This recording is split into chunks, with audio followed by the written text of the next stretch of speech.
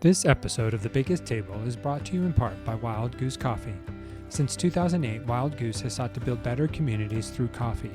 For our listeners, Wild Goose is offering a special promotion of 20% off a one-time order using the code TABLE at checkout.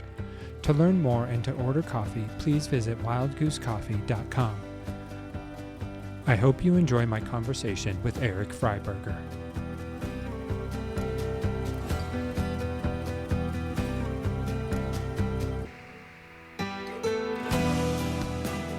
Hello, and welcome to another episode of The Biggest Table. I am your host, Andrew Camp. In this podcast, we explore the table, food, eating, and hospitality as an arena for experiencing God's love and our love for one another. And today, I'm joined by Erik Freiburger. Erik is a writer, theologian, creator, and storyteller whose work explores the intersections of disability, dignity, and hope. Holding a bachelor's degree in theology and a master's degree in religious education with a focus on missional leadership, he brings both scholarly depth and lived experience to questions of belonging, justice, identity, and transformation within the disabled life. Writing on his Substack At the Bottom of the Well and hosting the Well Dwellers podcast, Erik is creating spaces for voices from the margins and reflections on the sacred work of becoming. Rooted in a commitment to wonder and the dignity of all bodies, his work invites readers and listeners into deeper attentiveness to the mysteries unfolding at the edges of who we are and where we find ourselves in our society. Erik enjoys spending time with his wife Bonnie, working out in his basement gym while listening to his expanding record collection, wheeling the park pathways around his city home, reading in-depth literature, and watching creative movies. Thanks for joining me today, Erik. I'm excited and curious about our conversation coming up. Yeah, I'm excited to get to converse with you as well. It's going to be a fun time. Before I dive into sort of how our paths crossed, I'm curious, it's always interesting to hear people's story more than just a bio. Bio gives us some great information, and your bio does that. But like, who is Erik, and what is your lived experience? Oh, wow. Well, where to start? It's always the question. Yeah. Yeah, my wife and I, we've lived in Southeast Calgary for 27 years. Actually, we're getting ready to celebrate our 27th anniversary on May 15th, this Friday. So, Congratulations. Thank you. Yes. Just so our listeners know, she is also in a wheelchair, as am I, from a spinal cord injury. We both were injured in motor vehicle accidents in 1992 and 1994 for myself. We lived here in the Southeast. We were part of a house church movement for a lot of years. And it's hard to know what to tell. Yeah. Yeah.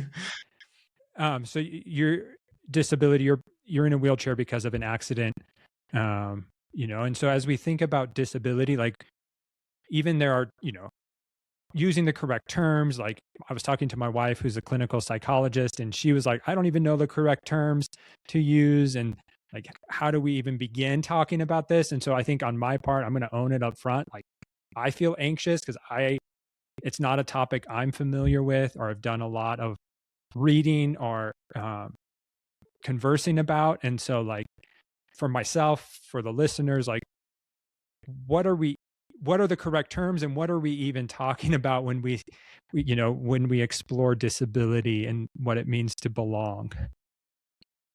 Wow. Yeah. Yeah. I mean, the word disabled over many years has been one of great controversy. And how do we understand it? How do we define it? For myself, even as a person who has a disability, it's taken shape over many years. It's almost like a word that grows in maturity as you live with the disabled life. I didn't want to be called disabled when I was first injured in 1994. I preferred people call me challenged, which has its own controversies. But I didn't want I didn't want the social stigma that I guess comes with it.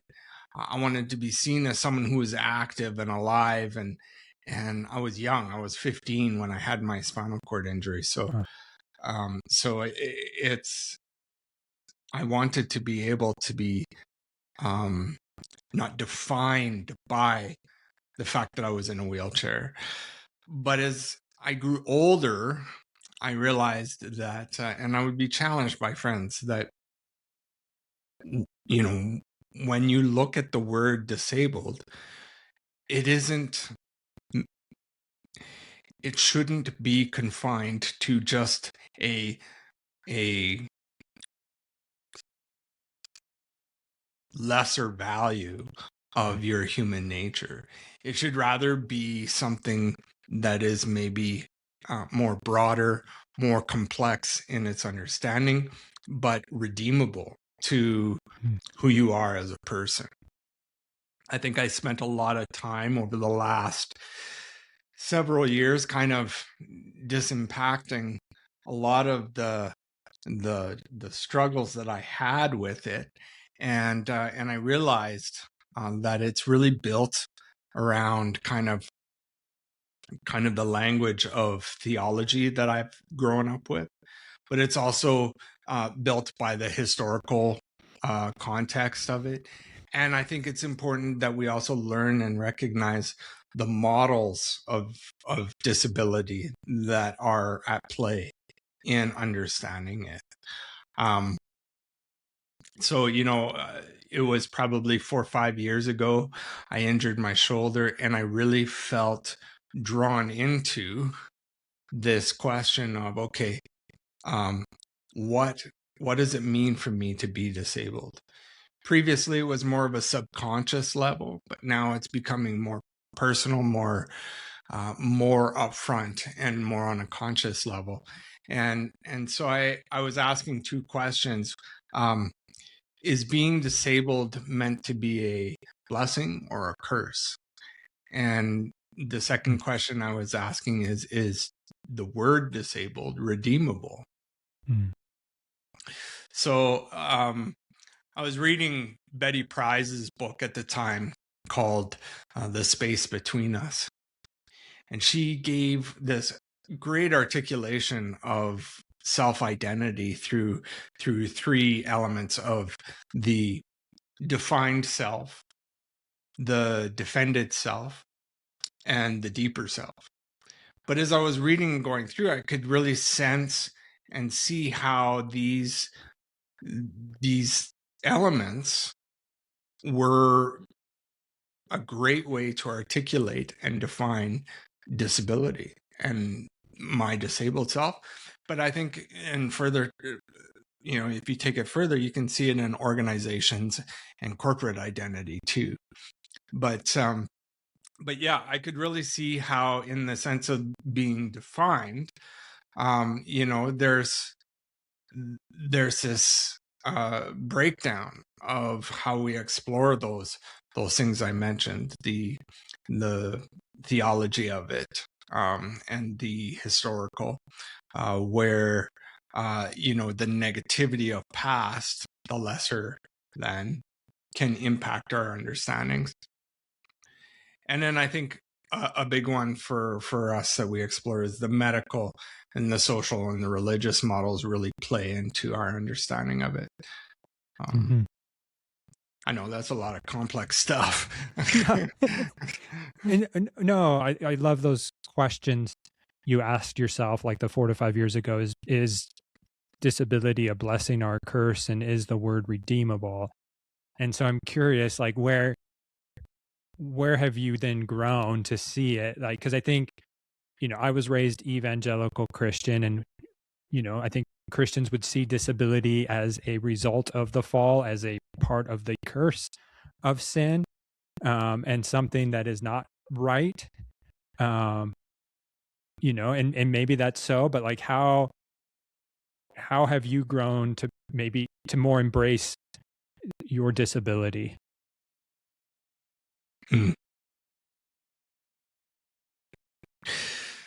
So I think it's important to note that disability is neither a blessing or a curse. It is both and in the same sense. The word blessing really comes from the Hebrew word barak, which, when you look at the creation story, is talking about, and it was all good, right? I think that's an important note, to see the good in every moment and every time. But the thing that we struggle with, I think, is to say that blessing is something we possess rather than recognizing the relationship we have with each moment, particularly the presence of God, the presence of our Creator. That is the blessings that we experience. But in that same moment, we can all experience the curse, which comes from arar, the Hebrew word. Arar can be kind of used to break down into kind of the emotional reactions we have, the anger, frustrations. Well, can you really deny being, not an emotional creature? I mean, there are times that we emotionally have our outbursts and our struggles. There are moments of curse in life, and there's the social exclusion part of that. There's the kind of unclean sense, the cast out. Now that kind of plays into some of those models we talked about, the social model of disability, where it's an understanding that disability is not something that I personally have or am defined by, but rather something society pushes on me and frames me as, which is shaped by bias, prejudice, and ableism. So this becomes kind of a curse element in that, and we live through that on a daily basis. There's the deconstructive patterns, the harmful behaviors that can be part of our nature. And then there's the limitations and boundaries, which are actually more of a neutral reality to our disability. I often talk to my friends about Paul's words in Acts 17 when he says that God has set our limits and boundaries. It's important to note that we need to know our limitations. Being a finite creature is not a detriment. It's the nature of our creation. so yeah, when I was asking that question of is it a blessing or a curse, it's both and I need to be willing to submit into that recognition. It is that tension, right? I think so much of life, we want it black or white. We want it this or that. Whereas how do we embrace the complexity of our full lived experience that is blessing and curse? And it's easy as a able body person to not, deal in that frame all the time. But like, what can the disabled community or disabled people teach us about sort of this both and of blessing and cursedness of life that I think we're daily our daily live into, but really want to ignore at times? Yeah, I think that kind of plays into some of the defended self part that I had spoke about earlier. We want to control our world. We want to be able to articulate it in a way that doesn't create what do we call? I mean, you talked about disgust in our kind of pre-conversation. But we don't want those things to infringe on our freedoms and rights that we perceive. And so as Betty Price articulates, I'll just share the quote that she uses to describe it. It is the defended self that lies at the root of racism, sexism, and every other prejudice. When a hierarchy of characteristics is established at the societal level, systemic prejudice emerges and over time becomes cemented in place. Now, the characteristics that are considered good and not good are so unconscious as to be unnoticeable to all, but those who pay close attention.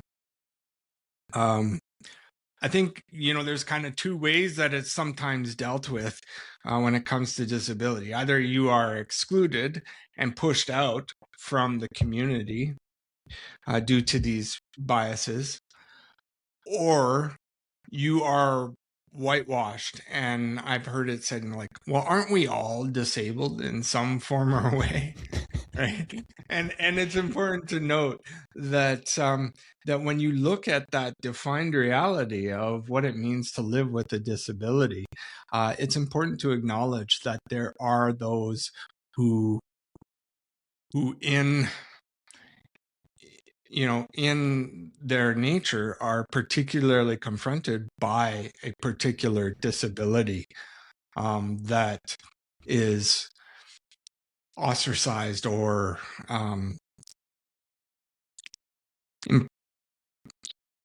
prejudiced against by the social elements around them.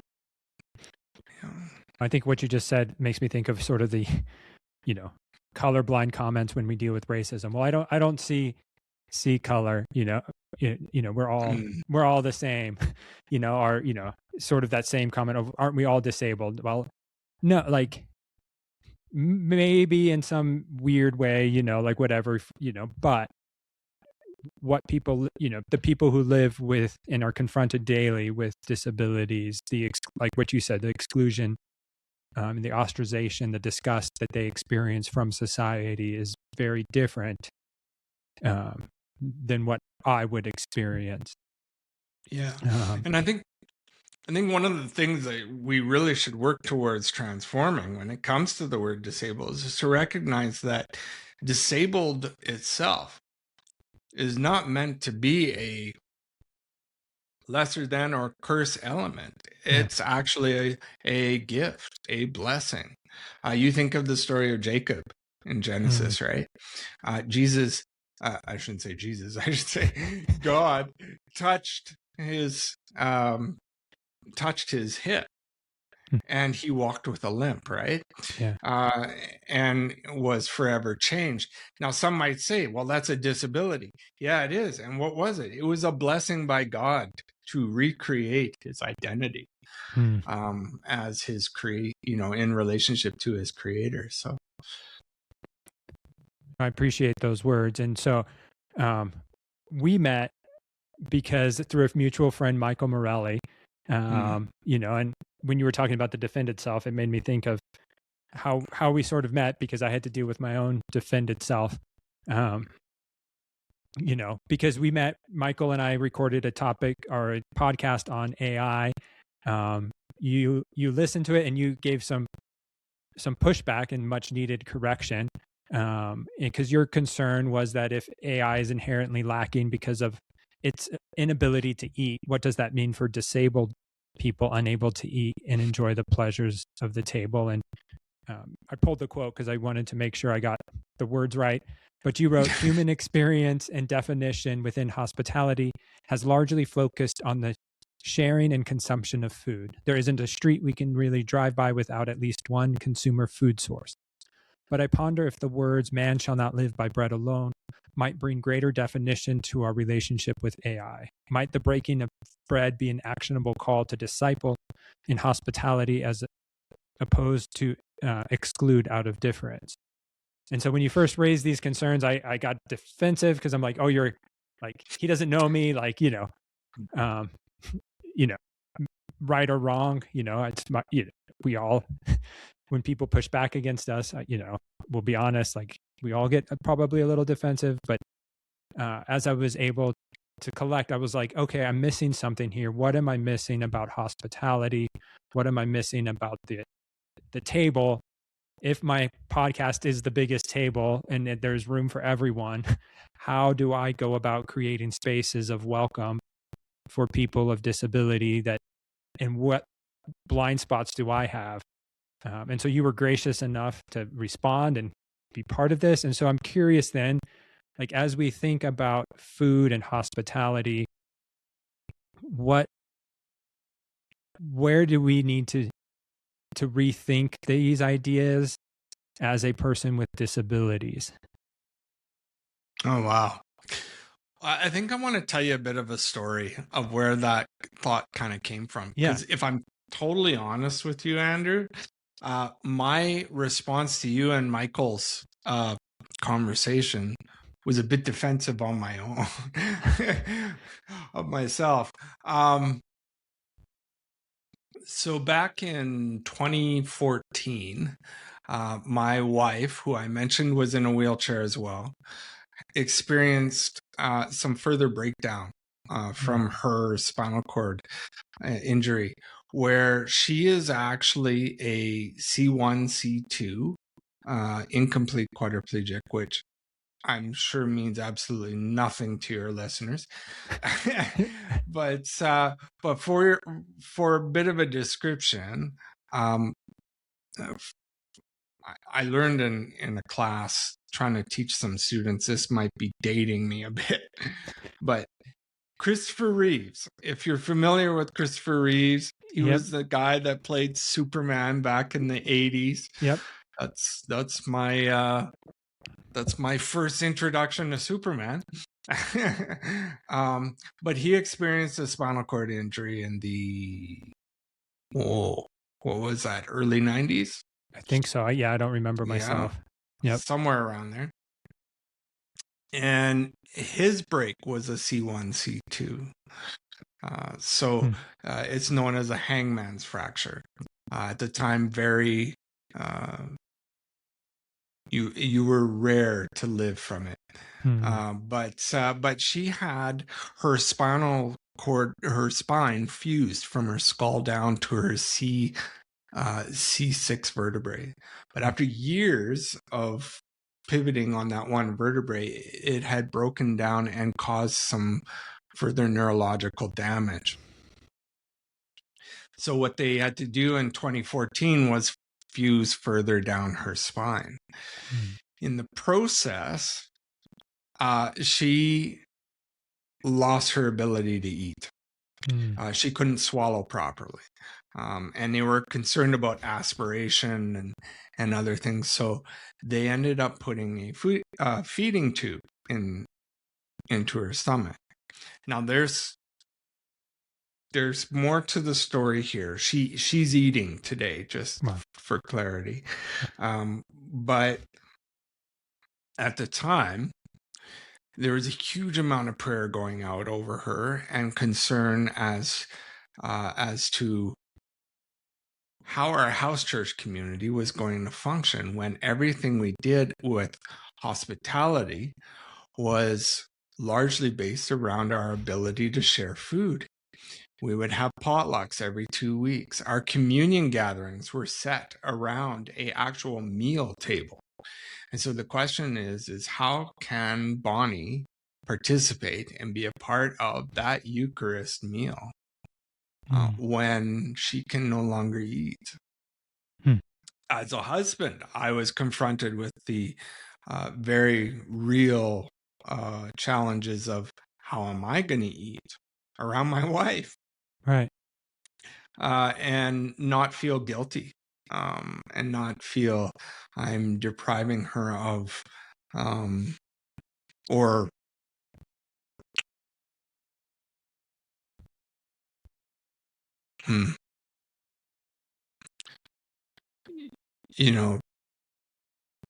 the guilt, I guess, that I felt.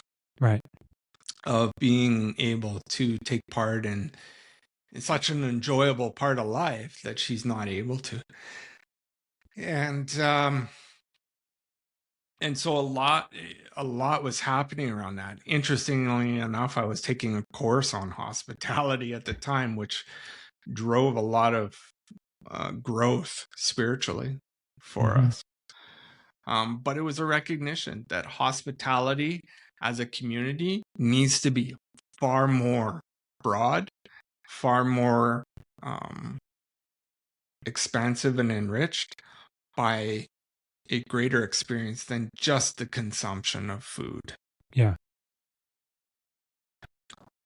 And so then what then could be a working definition, or I guess, since you were brave in sharing that story, where did your community land, and how was your celebration of the Eucharist transformed and probably broadened and, enlivened because of Bonnie?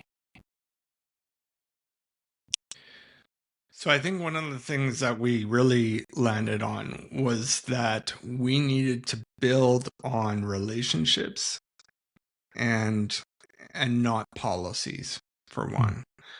Disability is often treated in churches and in communities as, are we making the correct steps and accessibility measures according to what the law says, right? Yeah. And we need to realize that, no, we need to back up. And this is in my missional patterns of the 4 P's of missional community and relationship. But yeah, we need to recognize the neighborhood and the ground that we're on, the people who are around us, and build into those relationships to learn who they are, and to be willing to grow with them and allow them to shape the way our hospitality is expressed and encountered. It became one of asking Bonnie, how can we allow you to experience the body and blood of Christ in your life, and how can we share with it together, share in that together? And I think too is also we need to build our hospitality on a spirit of communal belonging and not consumerism. This is something that's, I think, particularly really hard for the church. I was going to say today, but it's probably been for all time, is change is not welcome.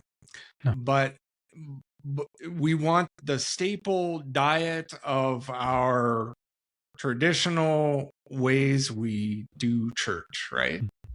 And we need to be willing to see church on a much more broader, creative, experiential formation than just our staple diet of Sunday morning rituals. Yeah. And in doing that creates more of that spirit of communal belonging for all the people who are in your neighborhood. Because I think a definition I always come back to when I think of hospitality is informed by Henry Nouwen's work in Reaching Out, where he talks about hospitality as the creation of a free space where the other person can truly become who God intended them to be, or who they were intended to be. I've yet to draw out the implications of what that means for disabled people. And so I'm curious, because I think I was excited about this conversation is just to learn and to okay, what does, help me begin this journey? And so if Henry Nouwen has a good definition, or what do you think of Henry Nouwen's definition, and what, from your perspective, what would you add or nuance because of your lived experience, because of Bonnie's lived experience?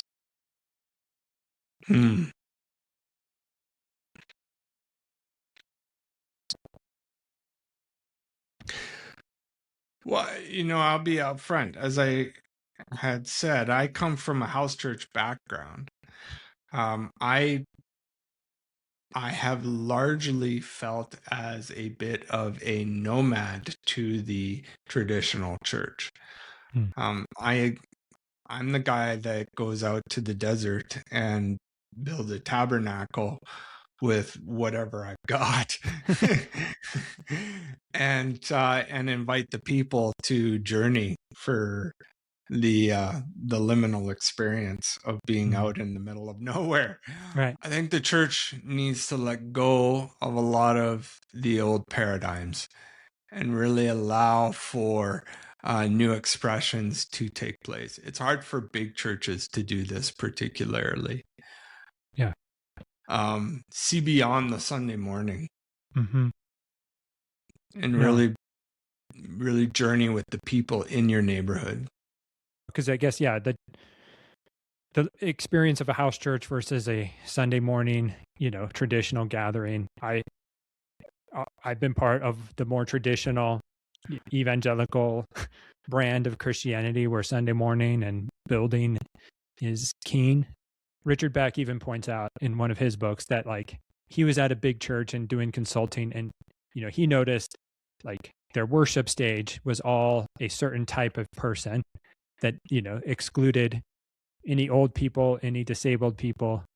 They wanted to project an identity and an image that may not actually be accurate of what life is about. And if a church has a ministry to people with disabilities, it's usually off in the corner someplace, or we bring them up one Sunday, you know, probably to make us feel better, about ourselves. And so what, again, you're in a house church, but as you've thought about the Sunday morning experience, and you've even said we got to change our ideas, like what does a church need to think about to be more welcoming, to not push people with disabilities off to the periphery, but to include them into the center of the lived experience of a community? Okay. Yeah, I put some thoughts down to this idea, Andrew, from some of the notes we had before. Yeah. I'm always a little resistant at telling churches what to do because I don't like the, step 1, step 2, step 3, because it falls back into that policies category, right? For sure. Yep. Build those relationships first. Yep.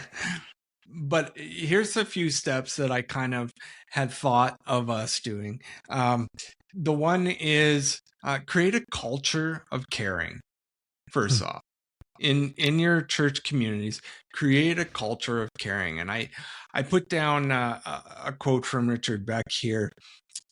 He says in one of his latest books, The Shape of Joy, the invisible world of values and sunlight that shines forth from moral beauty is more powerful than oceans and mountains in pulling us into amazement and wonder. Transcendent values and invisible facts of the world, from the intrinsic worth of human beings to the moral values that guide righteous action, cannot be detected by any invention of science. Yet these invisible facts are the most potent force in our lives, guiding our steps, shaping our judgments, informing our choices, forming our character, nurturing our dreams, and guiding our hearts. Your life is pushed and pulled by tidal waves far more powerful than the law of gravity, particularly the act of care. When we are driven by care, we begin to look outwards to those around us and engage in their lives in different ways, particularly, when you think of disabled people around you. When you begin to engage in them and you begin an authentic sharing of relational contact, there's a mutual care that takes place. Henry Nouwen talks about that, right? Mm-hmm.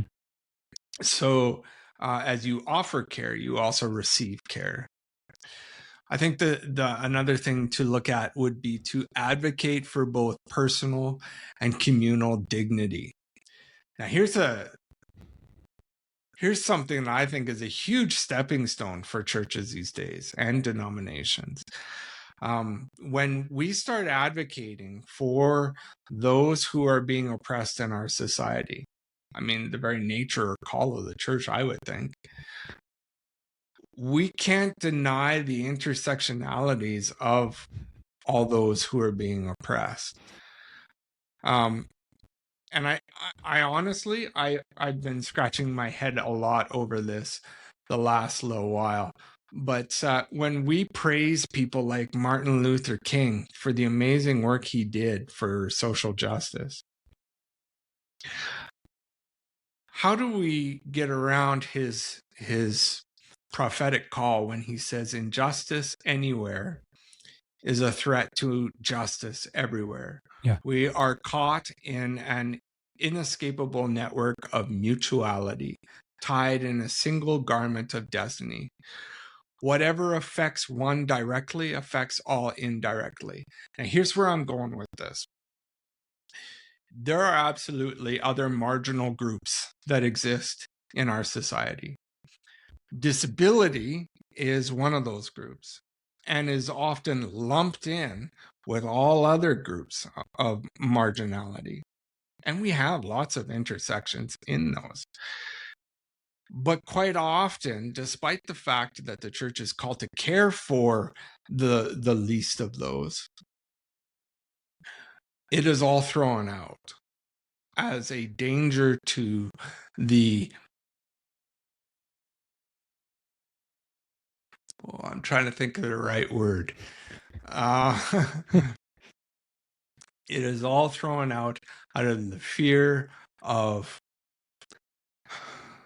losing social resource, social capital, social prestige. Mm-hmm. And I can understand. You will pat Martin Luther King on the back all day long for his amazing work. But when you are called upon it, you lose the vision for it. And I don't understand that. I think there's so much to unpack there because you're right. Like, if I can pause before you go into your next point, because I think what you just said is like, okay, like you said, we praise Martin Luther for his call to justice. And once a year, every church in America and around the world, every white church will quote that, that phrase, injustice anywhere is a threat to justice everywhere. And the long arc of history moves towards justice, right? Like we're all familiar. And yet when the call goes out to, okay, what does it mean to get your hands dirty? We back up a little, or like you said, the threat to resources, is huge. We're afraid to offend certain people because of their checks that they write, or what it means for attendance. And in this era of accumulation and growth and the decline and all of it that goes into it, we are scared and we do not want to actually engage because we think we might actually move further into obscurity when rather God might actually be meeting us on the margins rather than at the center where the church has been for too long. And anyway, you're going to get me going here too. And so like, I think, Richard Beck, using Miroslav Volf's work, like the will to embrace, like how do, hospitality begins with the will to embrace. And when the church is called to that embrace, into the call of the touch, the leper before healing the leper, the church stops short of that because we are afraid of contamination. We are afraid of what it will do to our congregation. We're afraid, we're disgusted, like we could go on and on, right? Like, and so I think what you just said is so important. And I don't mean to usurp your words, but I think it is important to think through. God calls us to move towards the margins and to meet those people. And yet it is hard, and we got to own that defensiveness and that place. But also, how do we continue to take slow steps towards that place and meet people on the margins? Yeah. Yep. I mean, communally, we so often like to either do one of two things. We'll do things towards them. We'll give money, Yep. right? Here, take some money, go do whatever needs to do. Just don't put my name in it, right? Yeah. Yep. Or we'll do things for them, right? Mm-hmm. We'll set up social programs and allow those social programs to benefit them as parachurch or just outside of church activity. But will the church actually go with them? Right. That is the real question. Will the church actually move towards going with the marginal community? And we, for advocacy, we need the church to move with us, not just do things for us. Wow.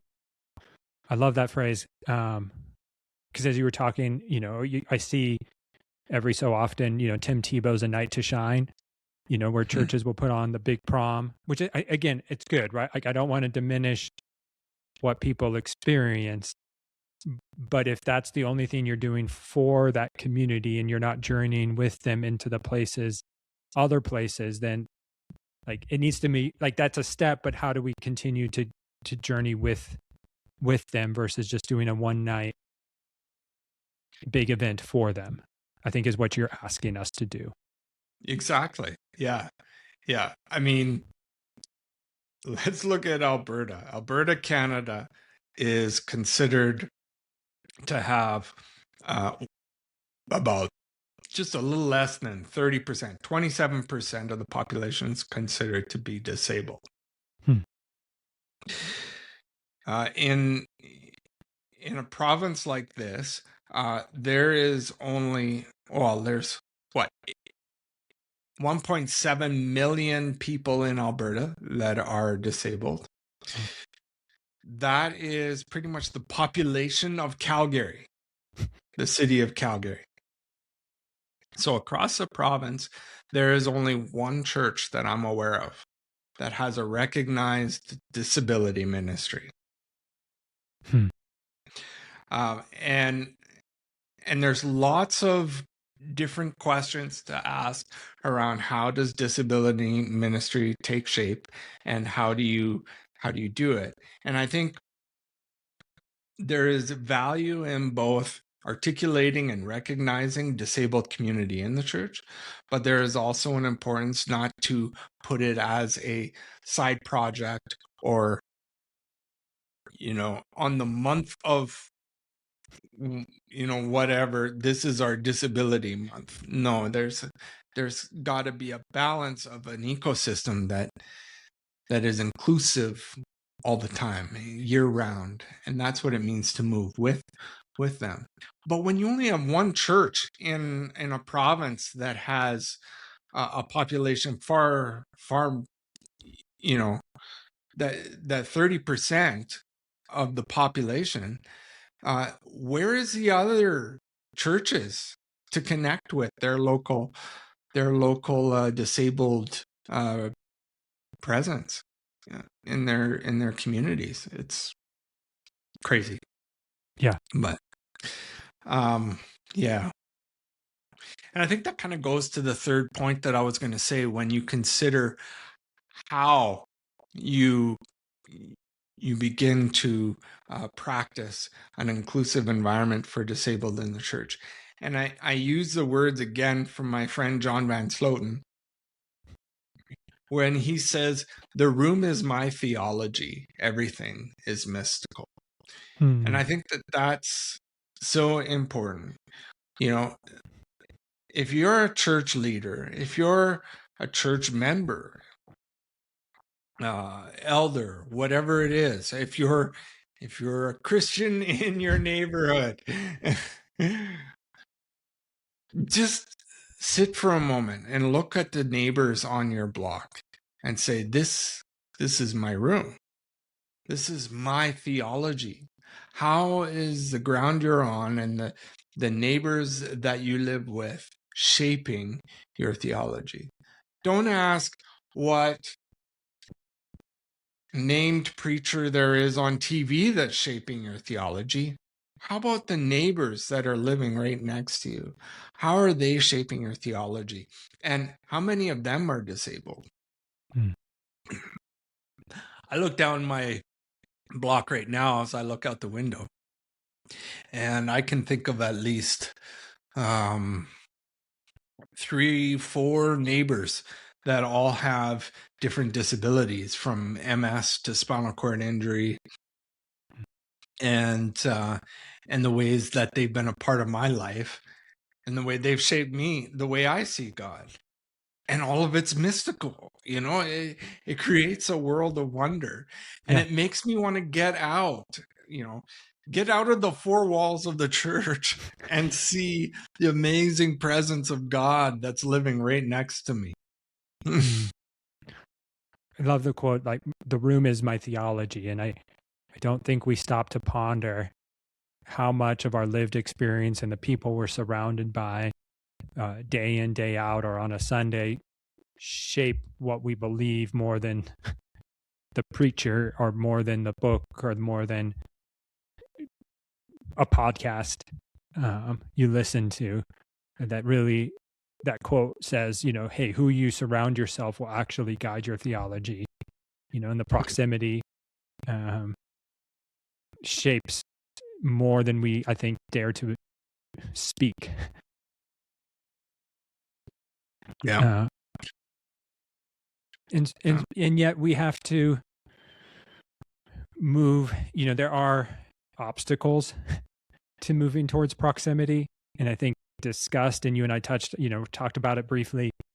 And, our what role does disgust play in exclusionary practices for the disabled community? And how might we move past disgust?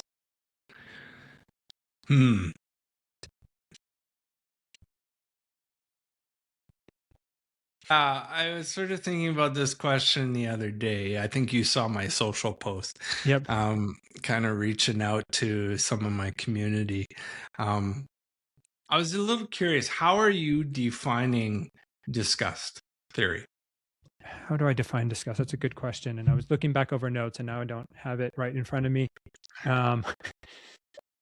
It's disgust is sort of a boundary emotion between what is me and what is not me. Disgust in practice can help save our lives when it, like we have a disgusting reaction towards food that might be poisonous or that might be harmful to us.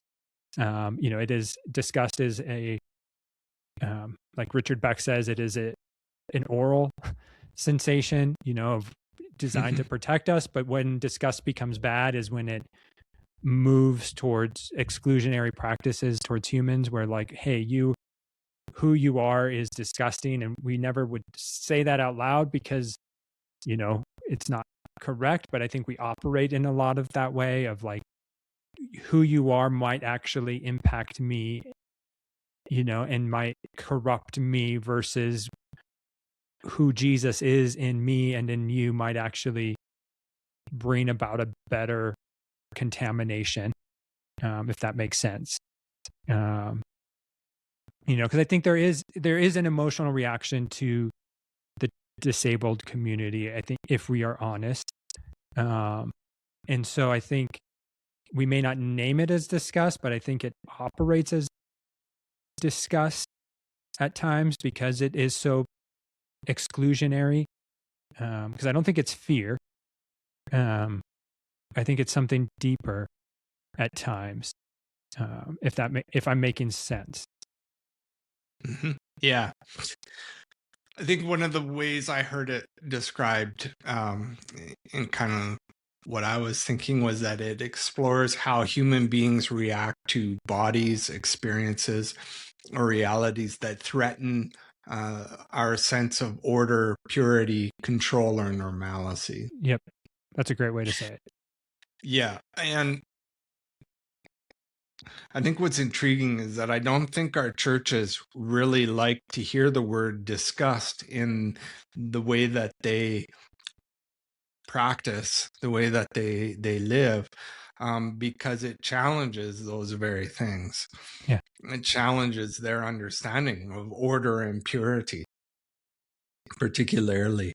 I think many churches have unconsciously organized themselves around what might be called purity logics, assumptions that the ideal human is independent, rational, articulate, productive, and physically capable. I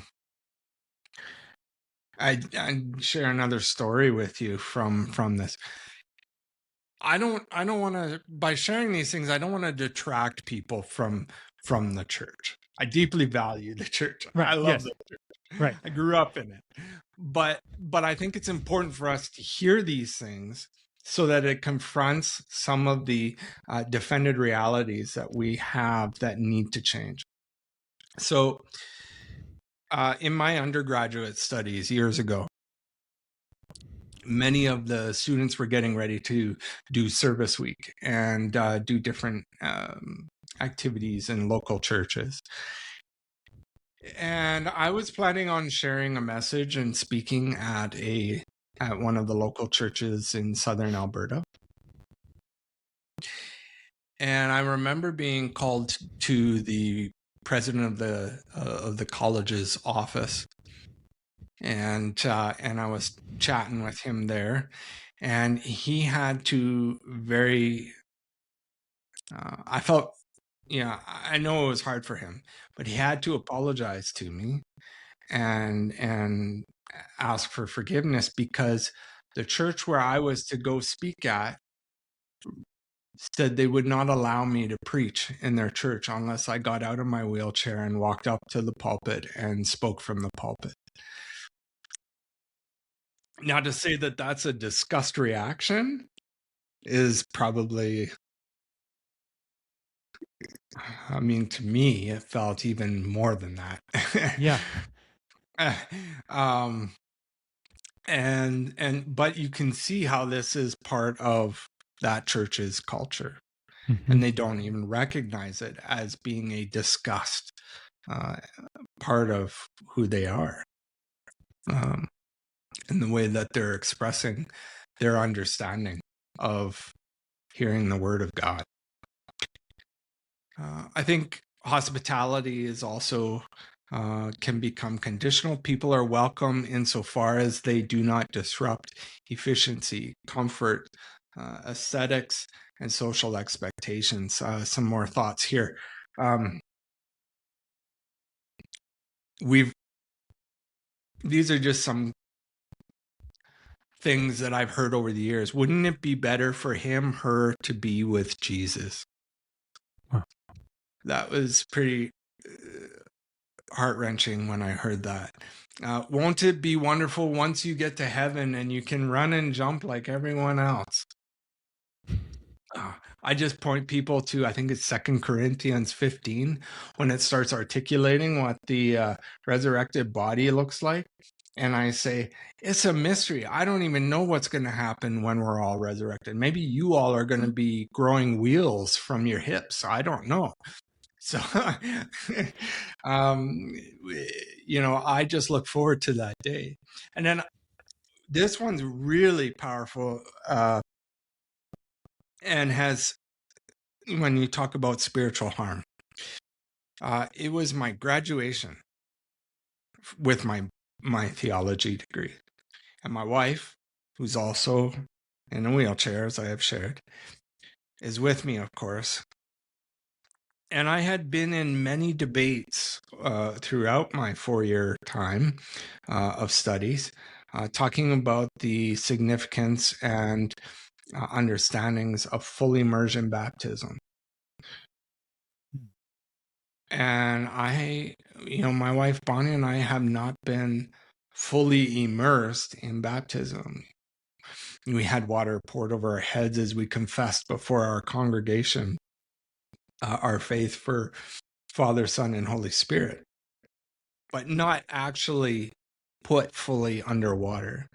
And as we were leaving the graduation ceremony, a particular elder says to us, And this still haunts my wife to this day.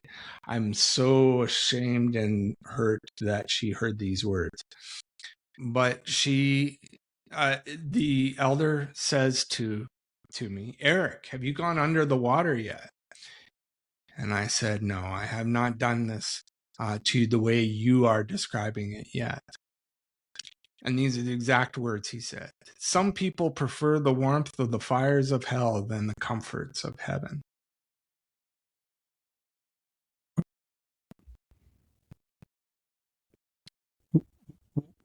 Why? Because the theological understanding of expectation to the normalcy, to the order of things, was that in order to experience salvation, you must be fully immersed underwater in baptism. And if you have not actually performed this physical act, salvation is not within your reach. Now, as a disabled person, how am I supposed to respond to this? Yeah. Like, how did you not just want to allow him to meet Jesus that very moment? Like, joking aside, like, I think one of the things that really stuck with me was not so much, I mean, it was a pain. It was a heart pain for him, but particularly for my wife that she heard this. And I know she hurts to this day over this. The particular gentleman and I had many discussions previously about the meanings of baptism and full immersion. I could even refer to when Jesus was with his disciples talking about the Sabbath. Was the Sabbath not made for man? But yeah.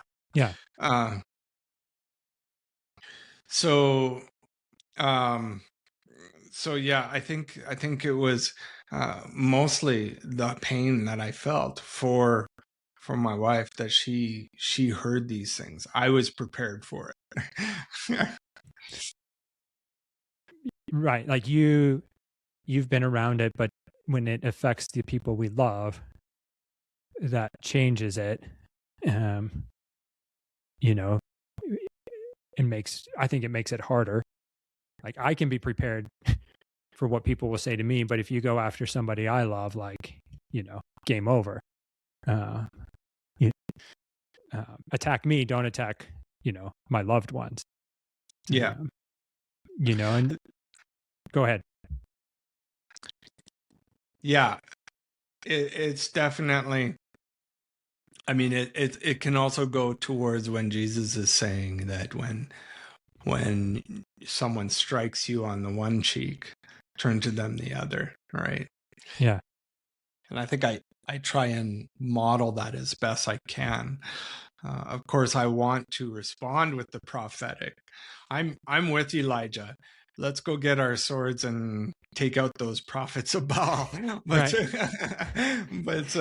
but I think deep down, I recognize that I must bear the cross that I have and carry it with a sense of glory, with a sense of pride.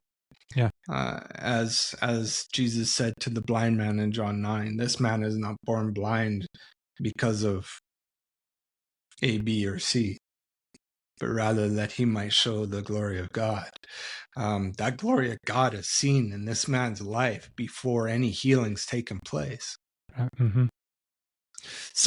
So we can see the glory of God, as we shared earlier, in the mysticism of the room we're in and the people we are with.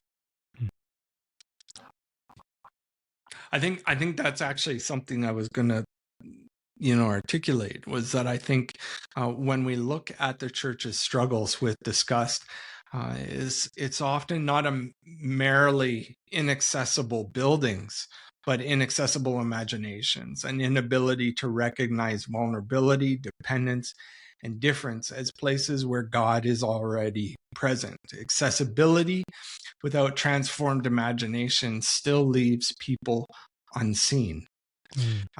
And imagination without a theology of vulnerable love still leaves God misunderstood, with his followers incapable of seeing him in vulnerable bodies.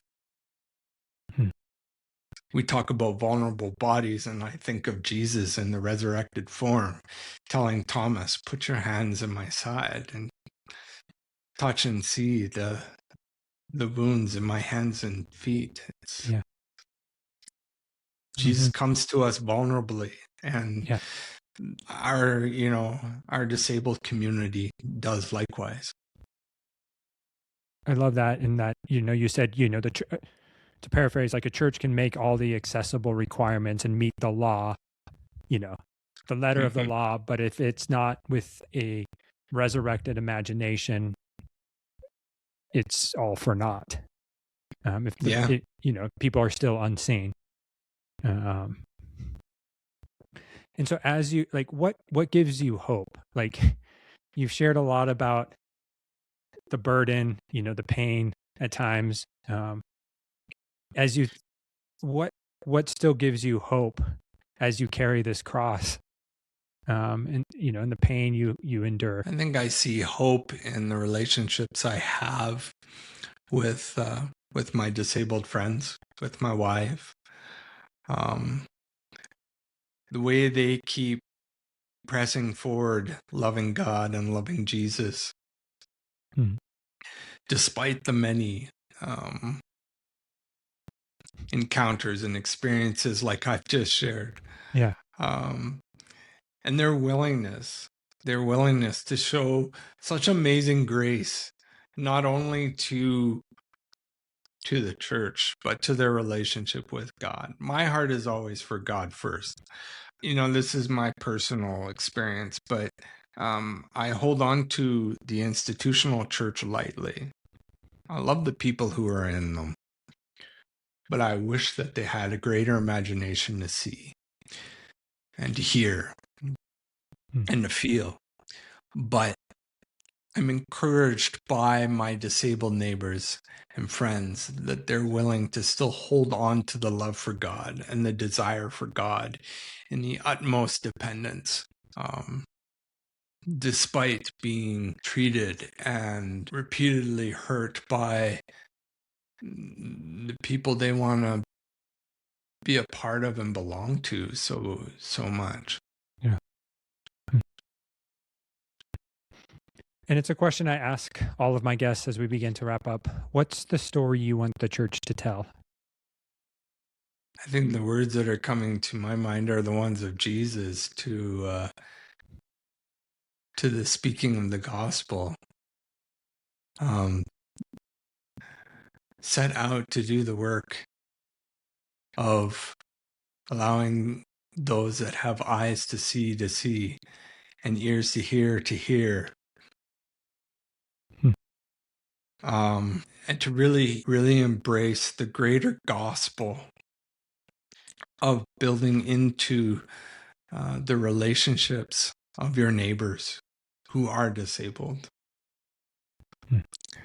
And grow with them in the journey of sharing the gospel with the world, because there's so many of us that deeply desire to want to belong and be a part. We're just waiting for those eyes to see and ears to hear. Thank you. Some fun questions about food as we wrap up. It's always a weird, sometimes it's a big jolt to 180, but what's one food you refuse to eat? Oh, man. When I was young, I don't know what was wrong with her, but my mother had this kick where we had to eat liver once a month. Oh, gosh. She thought it was healthy. Yeah. I can't stand this stuff. I get one smell. I even told my in-laws, don't cook that in our house. I'm not in our house. Yeah. Fair. What's one of the best things you've ever eaten? Oh, well, my wife's a good cook, so there's a lot on that list. I'm sure. One of the best things. She makes the world's best chili. I love chili. Hmm. I'm a simple guy, Yeah. but she makes amazing chili. And to give a testimony to this, um, uh, she'll make two great big pots when our house church community would get together. And I'd have to beg her to set some aside so we could have some later in the week, because if we didn't, it would entirely disappear. Gosh, wow. Very cool. Yep. Yeah. Well, that's why you make a big pot of chili so you can have leftovers and have lunch for the rest of the week, right? So it's like, because chili gets better as the week progresses, So no, I understand. And finally, there's a conversation among chefs about last meals, as in if you knew you only had one more meal left to enjoy, what would it be? So if Erik had one last meal, what might be on your table? Mm.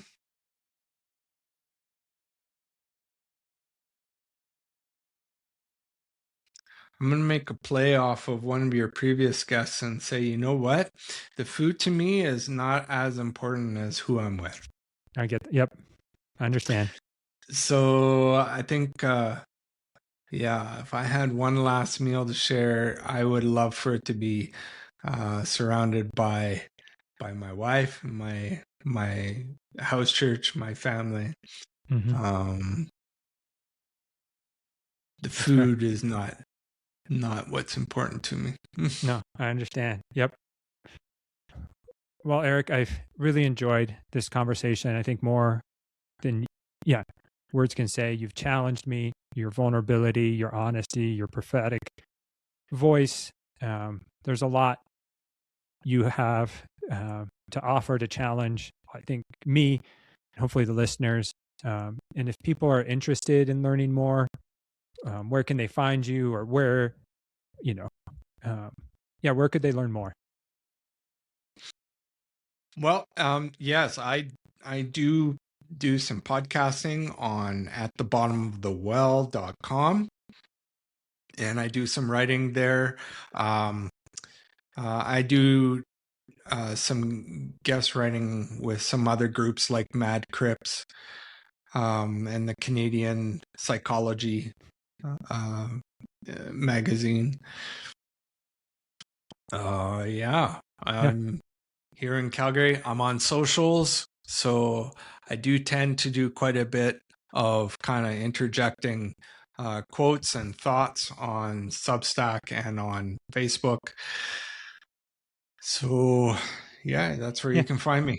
Perfect. Yep. And we'll make sure to link those in the show notes. If you've enjoyed this episode, please consider subscribing, leaving a review, or sharing it with others. Thanks for joining us on this episode of The Biggest Table, where we explore what it means to be transformed by God's love around the table and through food. Until next time, bye.